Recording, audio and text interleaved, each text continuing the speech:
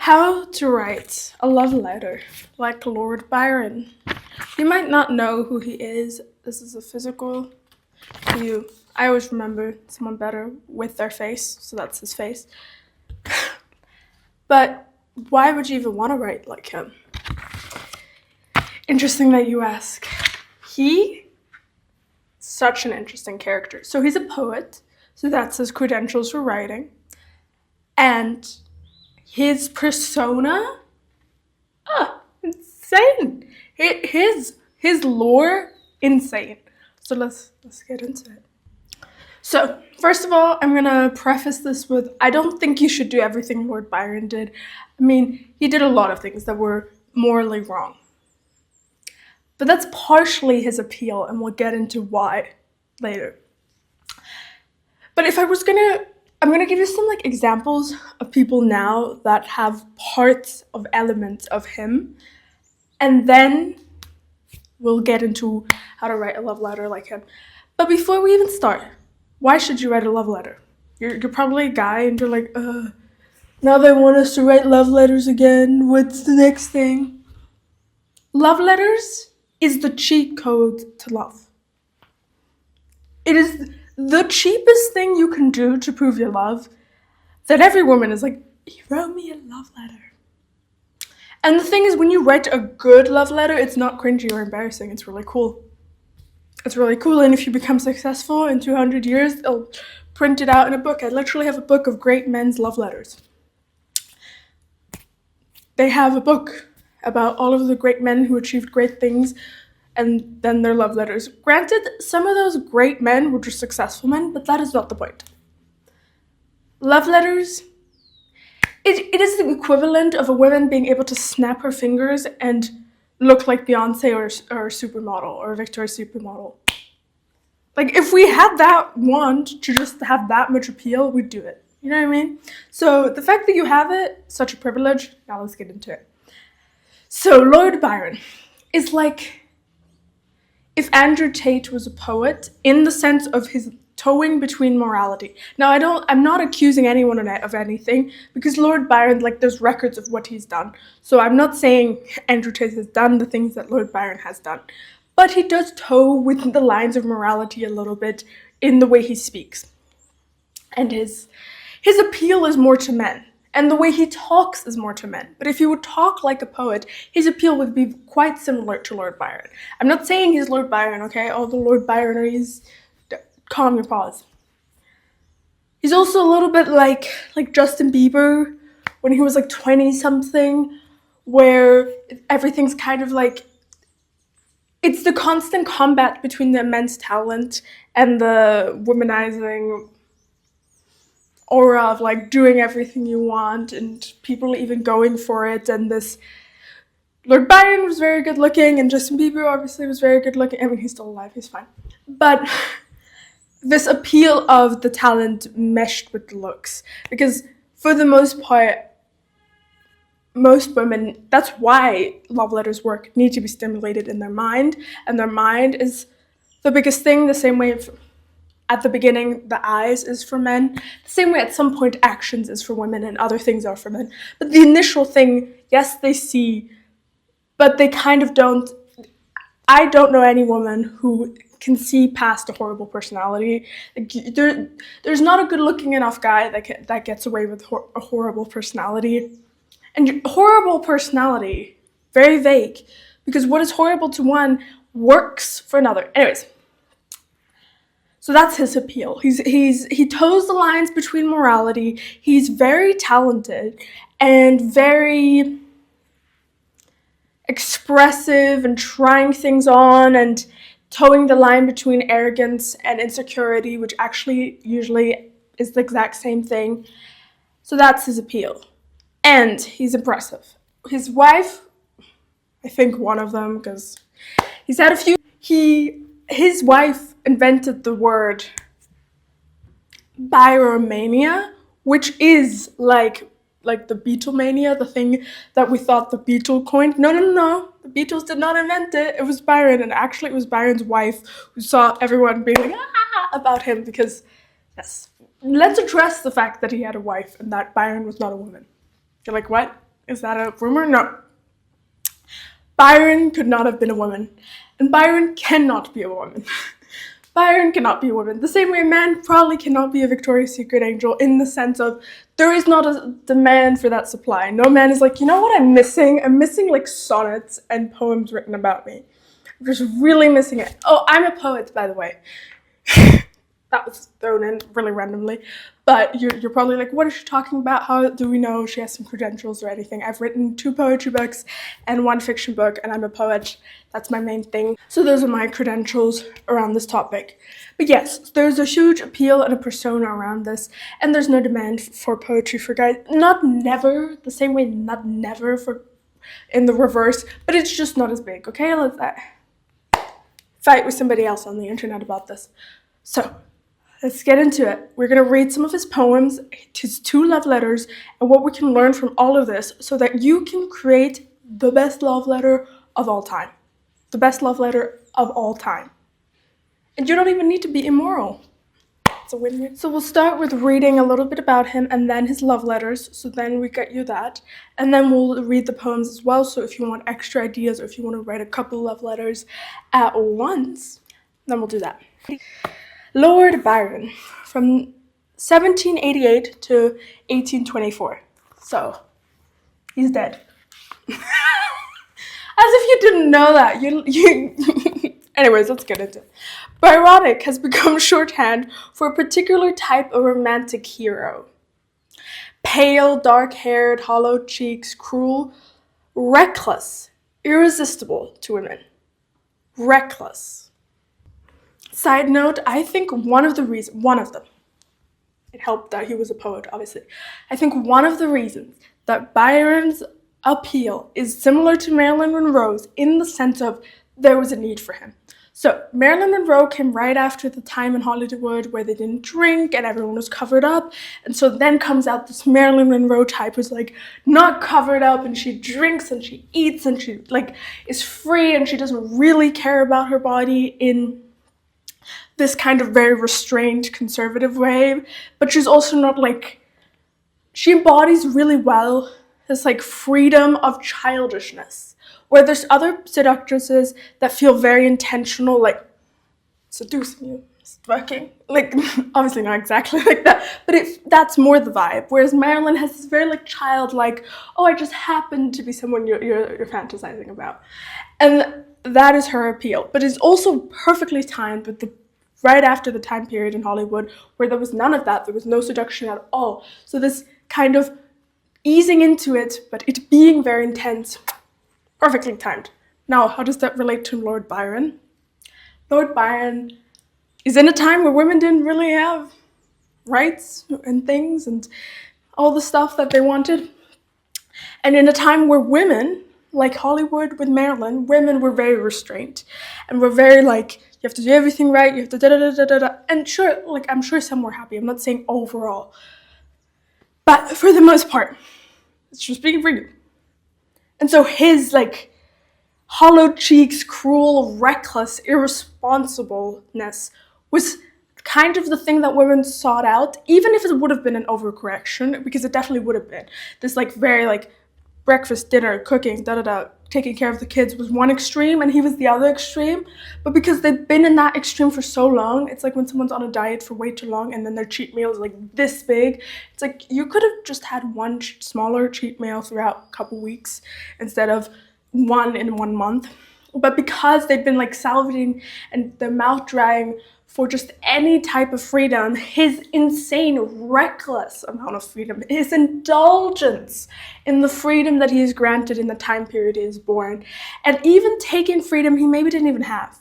Because his life doesn't go perfectly. He takes freedom. It's not just that he has it, he does, of course does, but he also takes it for himself, and that works really well.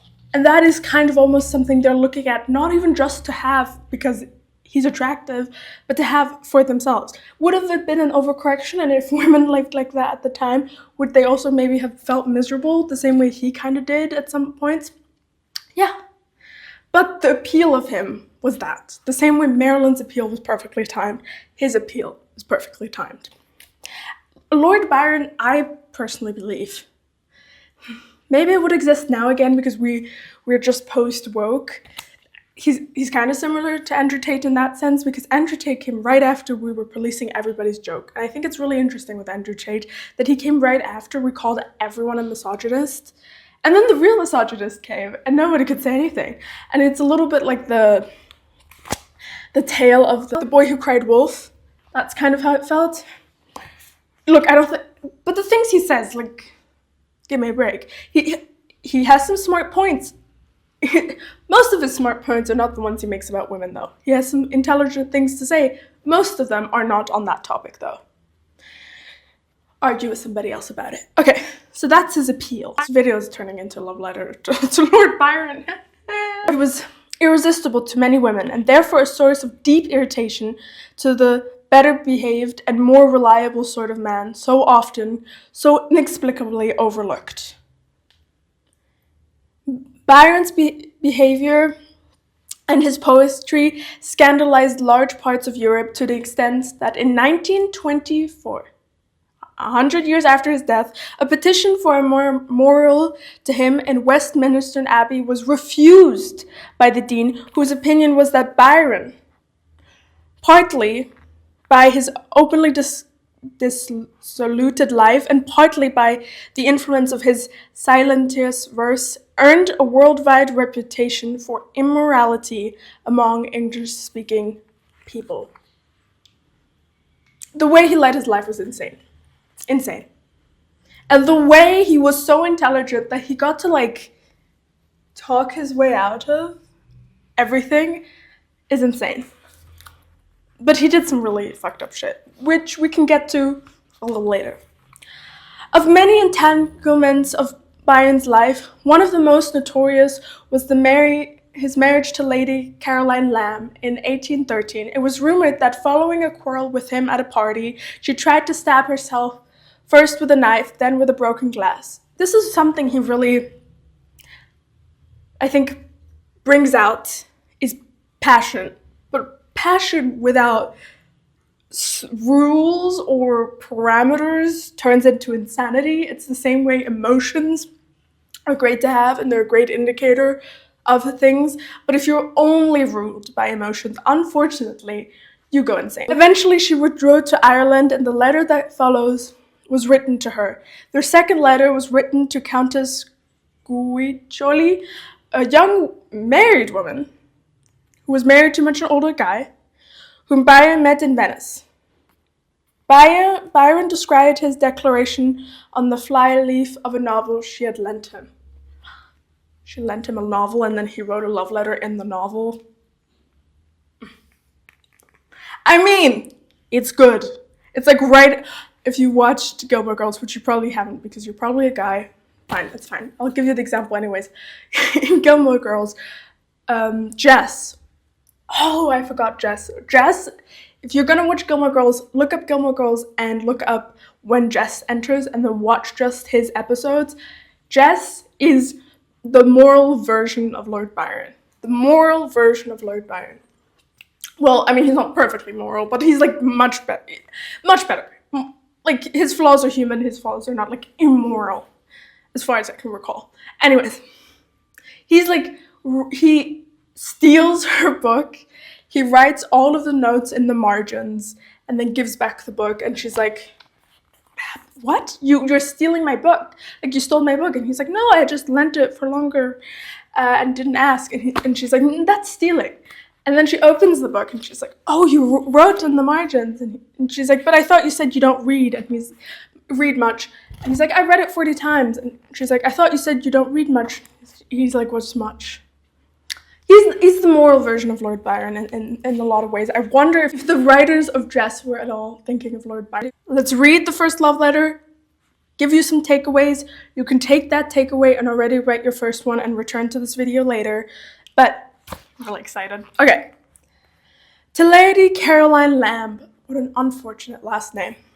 My dearest Caroline, if the tears which you saw, and I know I am not apt to shed, if the ignition in which I parted from you, agitation which you must have perceived through, the whole of this nervous affair did not commence till the moment of leaving you approached.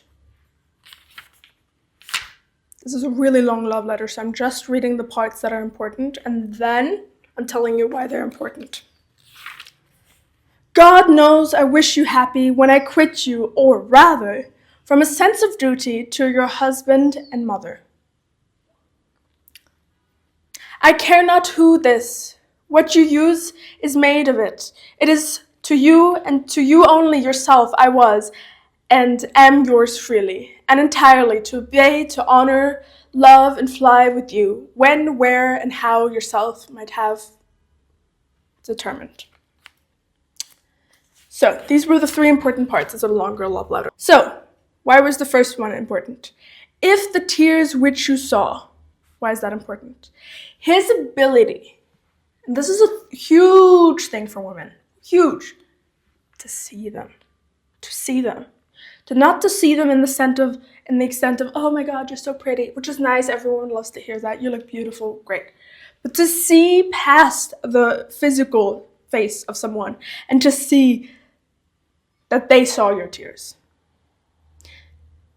The agitation which you must have perceived through, that they saw how you were in pain, that they were there, that they had empathy, that they cared, that they were sad when you were sad, or that they felt misunderstood when you said this, that they feel that they are being seen past their physical shell is huge.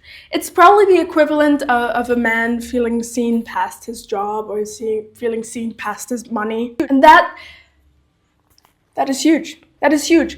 In love letters in general, but especially if you're going to write a love letter to a woman, the ability to see, huge. And this is an art that is dying out. Not just love letters, but the ability to see people as they are and describe them. And not pick them apart, but actually see them. Next one, second important part. God knows I wish you happy when I quit you, or rather from a sense of duty to your husband and mother. He sees her again. He sees her again because she can't be with him, or they can't be together because it's not healthy. And instead of saying, well, I guess you don't want me, he acknowledges the responsibilities and the parts of her life that makes them impossible to get together or to stay together. And whether they get back together or not, that's not the purpose. And you don't have to write this as a breakup letter. The best love letters are the ones that are not needed. The best love letters are the ones that are not needed, not the ones you use to manipulate or lie, which honestly would probably work, but I'm not for it. Don't do it. But the best love letters are the ones where you're already in love and you're already happy and it's already healthy, but you just have another layer. So that is another layer of seeing her. He's not just seeing her facial expressions and her reactions to him. He's seeing her as an entity of her own, which is so rare. So rare. On both sides. I feel like very few people have the ability to see someone outside of the context of themselves. Such a difficult thing to do.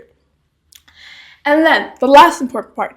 I care not who this, what use is made of it. It is to you, and to you only yourself, I was and am yours, freely, entirely, to obey, to honor, love, and fly with you, when, where, how yourself might and may determine. You're like, why is this important? Because he's marking his name in time. He's marking his name in time and space and herself. He's like, wherever and whenever. It's the elaborate format of time and of her, and almost as if he is a part of her. His ability to listen and see. His ability to listen and see. A love letter is not about inventing new things, finding out the ratio of their nose to their lips so they can have like another compliment about how they look. No. A love letter is about the existence of them. A birthday is not about all of their achievements. Their achievements are about their achievements. Their achievement parties and this and that is about that. But their birthday is about the fact that they were born and that you're happy that they were born. That's why I love birthdays. Because the concept is so beautiful. And that's the same with love letters. You have to see them. So even if you never send a love letter, even if you never write a love letter, approaching love through the sense of how could I write a love letter about this person is a beautiful way to view them. To view them objectively, oddly enough. Or as objectively as you can. Objectively outside of the context of yourself and then weave it back into the concepts of yourself. That is really difficult to do, but so beautiful. It is so beautiful for him to know he really wants her, but to also know the reason she's saying no is because of this and this and this. And in this generation, most people will be like, that's just excuses. If they wanted to, they would. And that is true to an extent. But logic is not part of love letters. Logic is not part of love letters. So the second one, he writes to another woman. Also, so the whole internet is like bamboozled and in love with the idea of asking about body count all the time. I've seen so many clips about it. I feel like the male equivalent of that is love letter count. I think every woman would judge a guy if he's written like 20 love letters to 20 different women. They'd be like, I feel like that's the male equivalent. So do be judicious with who you write a love letter to. Don't just write a love letter to anyone and everyone, okay? Don't write a like letter. Don't write a like letter. If you have not said I love you, and you're not planning to say I love you through a love letter form, do not write a like letter. It's a love letter. If you like them, I don't know, give them some chocolate. Okay. Second one has only one moment, but it is, I love you, and you love me, and at least you say so, and act as if you did so, which last is a great consolation at all events. Lord Byron is known for his arrogance, which actually is paired with his insecurities, because arrogance and insecurity both come from the same place. But what he did beautifully is his arrogance, at least here, and at least in what I've seen so far, is never in the love. His arrogance is not in love. His arrogance is with himself and in life and blah, blah, blah, and his ability to save Greece. But his arrogance is never in love. He's very open, and there is a lack of ego. Ego destroys love. Ego destroys love. It has nothing to do with love. It is such a blocker of love. So don't approach a love letter or love with ego. Again, love and relationships, not codependent. So these are two different things. If you want to know about relationships, get a psychologist. I'm a poet. I am not the person for this. Okay. And now we'll get into the appeal of Lord Byron and his darker side. Why is there an appeal? Because his darker side is too much. Like, let's get into it. He's done things with kids, and he was like, well, he compared women to kids, and then he was like, well, if we do things with women, then we should be able to do things with kids. Again, I told you he's crazy. So you don't have to do what he does to get what he's saying, okay? But his ability to accept, you shouldn't be accepting that and you shouldn't do that. But if he would have had like less things, for example, he has like a clubbed foot or something. Let's use that as an example.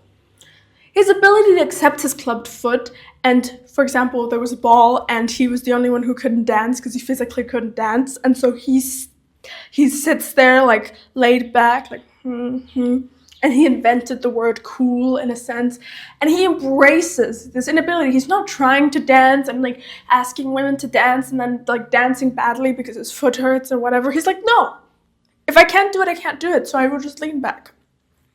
And his metaphorical and literal ability to lean back and accept his deficiencies is his ability to accept. And his ability to accept is also his ability to accept people as they are. And his ability to accept people as they are is also his ability to fall in love with people as they are and write love letters where he actually sees people.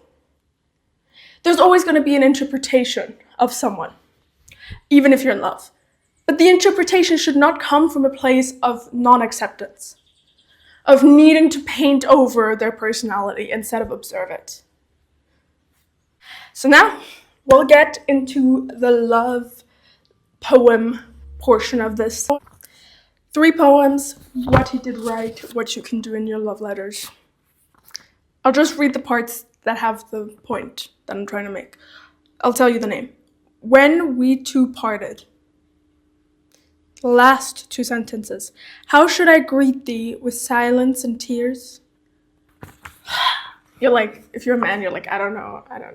What happened? Why is this? Why does it warrant such an expression? He's playing on the concept and the fantasy of immortal love. Forever existing, even if it's just in a feeling.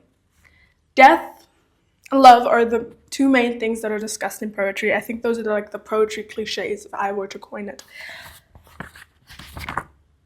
And he's playing on both of them. And everyone's scared of death. In some extent. Even if they're just scared of someone else dying, nobody's like, I don't care if you die, I don't care if I die, we just all just die. Like nobody that's alive thinks like that, because the people who think like that are dead because they killed themselves. Was that harsh? Yes, but it's also the truth. Like most people, that is not an innate human feeling. And there's usually a deficiency when someone thinks like that. Not like morally or like they're a bad person or they're a horrible or stupid person, but in the sense of like, you're really down bad. Like, you're like deeply depressed and there's no reason for you to think you're getting out of depression. Anyways, I'm not a psychologist, but I'm just saying. So this is a universal fantasy, the fantasy of forever because it doesn't exist. And the fantasy of forever love, I don't know the name of this one. I love not man the less, but nature more. He leads with love. He's not saying, I hate men. I love nature. And by men, he means like humans. He is saying, I love not men the less, but nature more. It's not what you say, it's how you say it. You've at least had one woman say that to you, have you not? So maybe take that hint. Last one. She walks in beauty. A mind at peace with all below, a heart whose love is innocent. He sees into a woman's personality. You're probably annoyed by now. You're like, okay, woman's personality. Why does she need to feel seen by that? Because that is the part that the person who's in love should see the most. Everyone else sees that she's pretty, great, wonderful. I'm sure she loves the compliment. But for the most part, people don't get to know her like that. Or very few do. And even the few that do don't really. So if you can be the one, if you can be the Lord Byron in a world of, I don't know, everyone else, and you get to get away with being that well written without having to be as immoral as Lord Byron, you really have the world at your feet. You have something money cannot buy. You have emotions. Thank you for watching. I hope you enjoyed. If you, after all of this, are still like, I don't want to write it, but I do want something like this, I think I might be open to doing some personalized love letters. I'll leave my email below. There we go. I figured it out. My email. Email me your situation and I'll write a love letter about it. Just like and follow and subscribe and share with a friend. Send me all those screenshots and then let me know your situation so I can write the love letter. Thank you for watching.